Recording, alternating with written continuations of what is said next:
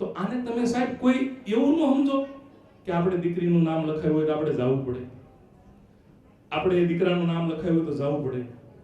બાકી ઉત્તર ગુજરાતમાં અમને એટલી ખબર પડે, તમે આ કોઈ ઇન્કાર ન કરતા, અમે ઉત્તર ગુજરાતમાં અમે પ્રોગ્રામ કરીએ એટલે લગભગ જમણવાર હોય ને તો બધાય સાડા હાથે આવે, સમજ્યા?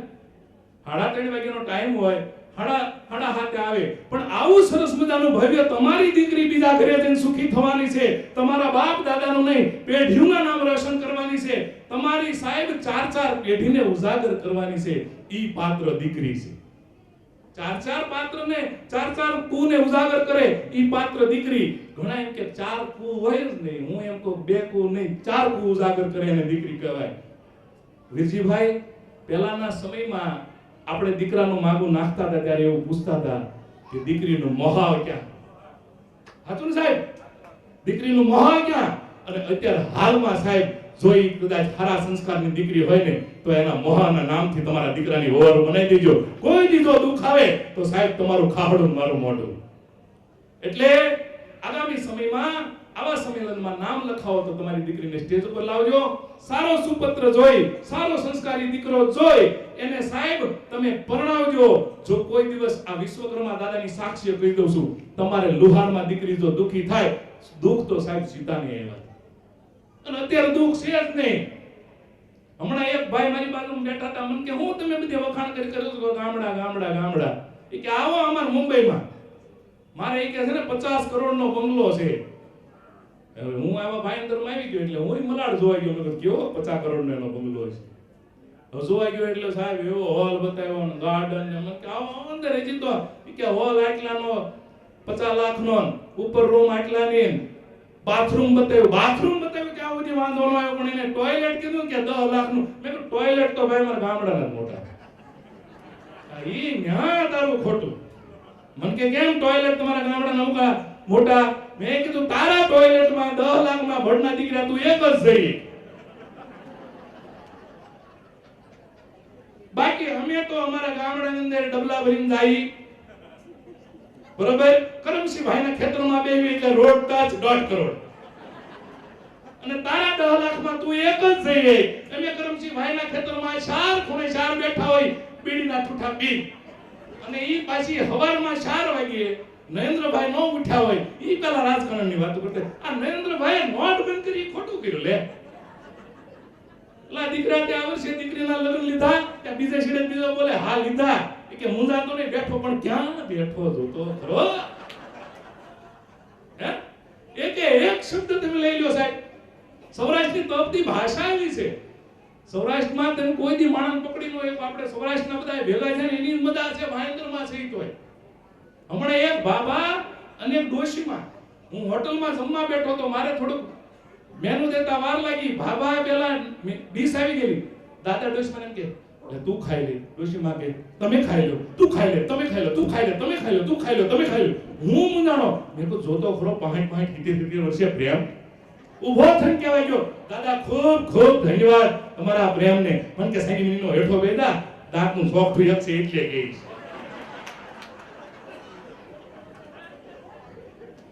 બોલો આને પ્રેમ કેવો કે આગ્રહ કેવો? સાહેબ તમે કાઠિયાવાડના શબ્દ લઈ લો, એક શબ્દ તમને માણસ આનંદ કરાવે. હમણાં એક બાબા દાંતના દવાખાને ગયા, ડોક્ટરને કે દાંત ખાઈ લે, બહુ દુખે. ડોક્ટરે વશમાં વારો લઈ દાંત ખાઈ, હજી ખેંચો ને ઇન્જેક્શન માર્યું. દાંત ખેંચવા તો પહેલા ઇન્જેક્શન મારવું પડે. ઇન્જેક્શન મારીને કીધું દાદા બહાર બેહો. દાદા મગજ ના આવ્યા કે એને મને ઘરે જવાનું કીધું. એ તો ત્યાંથી બીજા દવાખાને ત્યાં કીધું દાંત ખાઈ લે કે ઓલા ડોક્ટર ના પડી. અને ઓલા ડોક્ટર એમ કીધું દાદા ઇન્જેક્શન, અરે ઇન્જેક્શન નથી મારું, ખાઈ લે મને કાંઈ નહીં થાય. અને ડોક્ટર આમ કરી આમ પકડ માર્યું. દાદા હું કારો ન કર્યો. ડોક્ટરે હામાં હોય કે મારો બેટો આટલા 20 વર્ષની પ્રેક્ટિસમાં કોઈ દી આવો દર્દી નો એક જેને ઇન્જેક્શન બેડો કર્યા વગર દાંત ખાવ જો દાદા હું કારો ન કર્યો. દાદા હામાં હોલ લઈને ઘરે વી ગયા. બીજા રવિવારે ડોક્ટર ડેન્ટિસ્ટ બધા ભેગા થયા. જેને ઇન્જેક્શન માર્યું હતું એને એમ કીધું હમણાં એક દર્દી હવા આવ્યા હતા શનિવારે કે બેડો કરાવીને ગયા ત્યાં ઓલે પકડવા આવ્યો. હાય કે મને કહે કે મારા હોલ લઈને ગયા. આ કાઠિયાવાડી સાહેબ જ્યાં જોવો ત્યાં તમને આનંદ કરાવે. કાઠિયાવાડી ફરીવાર ઉદયભાઈને વિનંતી કરું, પણ ખાસ એટલી વિનંતી કરું કે આપણા સમાજની અંદર એવા ધામ બની રહ્યા છે, એવા કાર્યો થઈ રહ્યા છે. માં ભગવતી મારી કુળદેવી ચોટીલા ડુંગરે બિરાજમાન ચામુંડમાં એને આંગણે એક જબરજસ્ત ધર્મશાળા બની રહી છે. કદાચ જો તમારે લક્ષ્મી પવિત્ર કરવી હોય ને તો ઈ ધર્મશાળાની અંદર તમે કાંઈ પણ આપો અને ચોટીલા ડુંગરા વાવી તમને 72 કલાકમાં 10 ગણું પાછું કરીને નો આપે તો એ વિશ્વકર્મા દાદા મુદાસ બાપાને આપણે લુહારની માં કુળદેવી ચામુંડા નો કહેવાય. એટલે ચોટીલાની અંદર જબરદસ્ત ધર્મશાળા બને છે, પ્રભાસ પાટણની અંદર જબરદસ્ત ધર્મશાળા બને છે. સાહેબ આપણા સંતો એવા છે કે કોઈ પણ ખૂણે આપણો લુહારનો સંત હોય અને ઈ ખૂણો કદાચ લુહારનો સંતનો બાકી રહી ગયો હોય, એ તમારા બધાના આશીર્વાદથી લગભગ જગ્યાએ હું પહોંચી ગયો. આમ જાવ અમારા ઉત્તર ગુજરાત સણાદર દિયોદરની બાજુમાં કૃષ્ણાનંદગીરી બાપુ સાહેબ તમને સાક્ષાત દ્વારકાના દર્શન કરાવવા આખો ભગવો આશ્રમ. સણાદરની અંદર કૃષ્ણાનંદગીરી બાપુ હતા અને દેવ થઈ ગયા. એને એડવાન્સ કહી દીધું હતું કે મને વિશ્વકર્મા દાદા છે ને એ વિશ્વકર્મા 13 લેવા આવશે, અને વિશ્વકર્મા 13 ને દિવસે ઈ બાપુ ધામમાં ગયા હતા. એટલી લુહારમાં તાકાત છે મારા બાપ. એડવાન્સ મૃત્યુની જાહેરાત કરે મુદાસ બાપાની જેમ. અને આવો સમાજ જ્યારે ભેગો થયો હોય ત્યારે ચતુર્થ વિવિશા પરિચય સંમેલનમાં ફરીભાઈ ઉદયભાઈને વિનંતી કરું કે આગળના યુવાનોને બોલાવે. કોઈ મહાનુભાવોનું સન્માન કરવાનું હોય ત્યારે ઘનશ્યામભાઈ અને મિનલબેન પંચાલ એ આજે સાલ ઉઠાડી અને પ્રભુભાઈ નું સન્માન કરવા માટે માંગે છે. પ્રભુભાઈ પરમારનું જોરદાર તાળીઓના ગડગડાટથી વધાવો. બેનો તાળીઓના ગડગડાટથી વધાવો.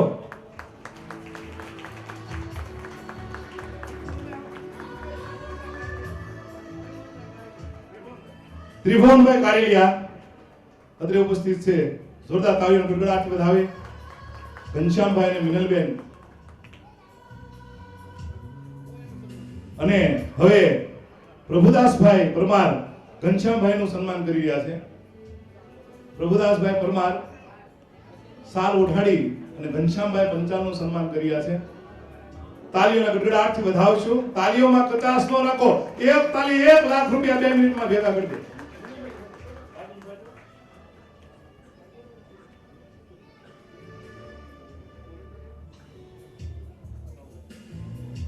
જોરદાર તાળીઓના ગડગડાટથી વધાવો. પ્રભુભાઈ સન્માન કરી રહ્યા હોય.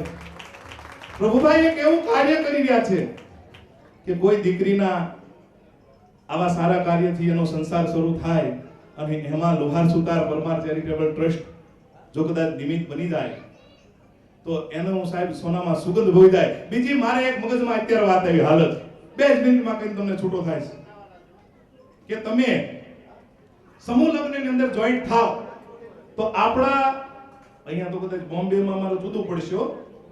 એટલે ગુજરાતમાં એવું છે કે 10 સમૂહ લગ્નની ઉપર જાય 10 સુધી તો 10 સમૂહ લગ્ન સુધી ગવર્નમેન્ટ ગુજરાત સરકાર 10,000 રૂપિયા કન્યાને અને 10,000 રૂપિયા વરને સાહેબ કુંવરબાઈના મામેરા તરીકે આપે છે. એટલે 20,000 રૂપિયાનો ચાંદલો તો સાહેબ ગુજરાત સરકાર તમારા સમૂહ લગ્નમાં કરે છે તમને.